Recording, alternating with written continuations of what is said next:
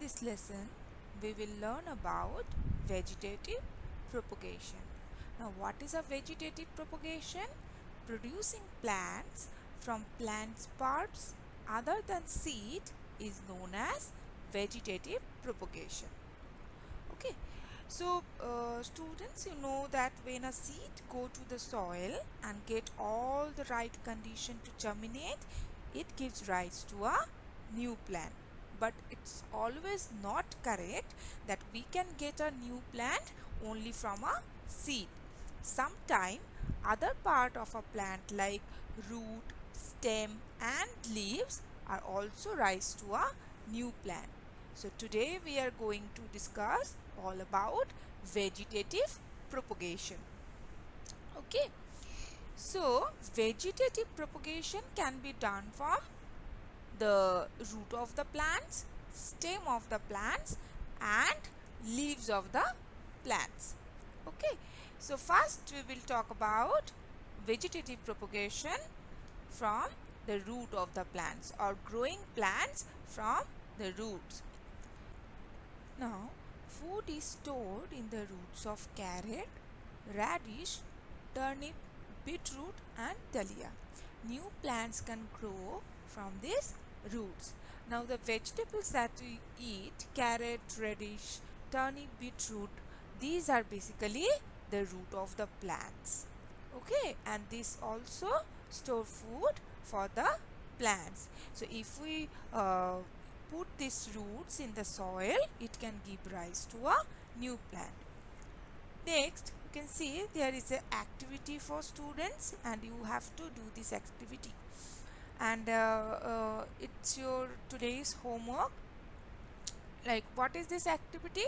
To grow a plant from a carrot top. And to do this, what do we need? We need a fresh carrot, a shallow container and water. So how we can do that? So first we cut off the top portion of the carrot and place it in a container with the bottom part downward. Remove all the leaves from the carrot top. See, they have used the carrot top and put it in a shallow container and fill the container with water till half the carrot is covered with water. Then you can keep it in a shade or partial sunlight area.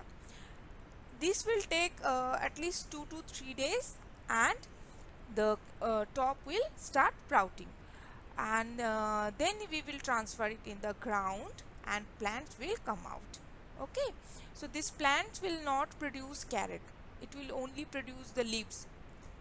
But when the flower of the carrot tree dries up, and it will end up by giving seed, and that seed we using that seed we can grow carrot. Next is growing plants from stems.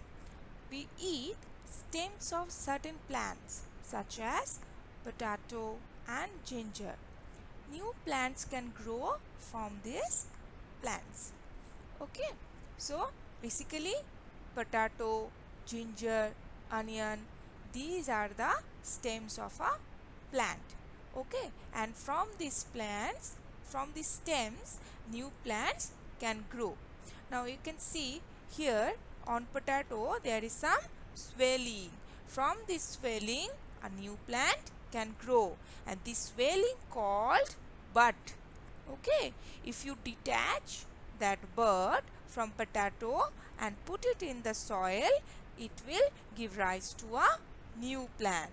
Ginger is also a stem. If you put ginger in soil, it will grow a leafy shoot. Shoot is basically the stem of the plant. You guys may be thinking that we know stem is found above the ground, but potato, ginger, onion, if these are all stem, then why it is grow under the ground?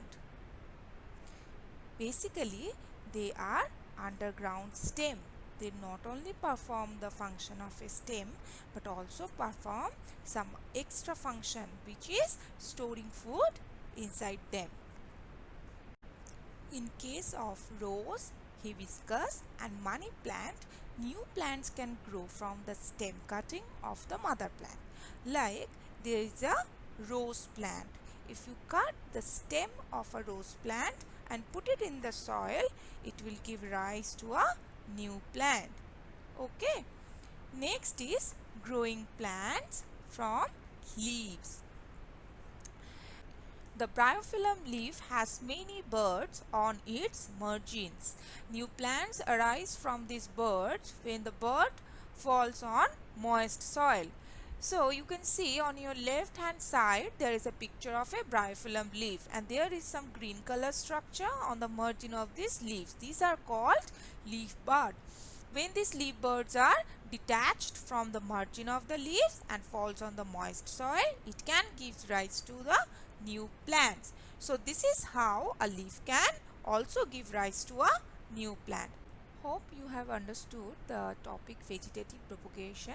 In our next class, we will talk about agriculture. So that's it for today, students. Thank you.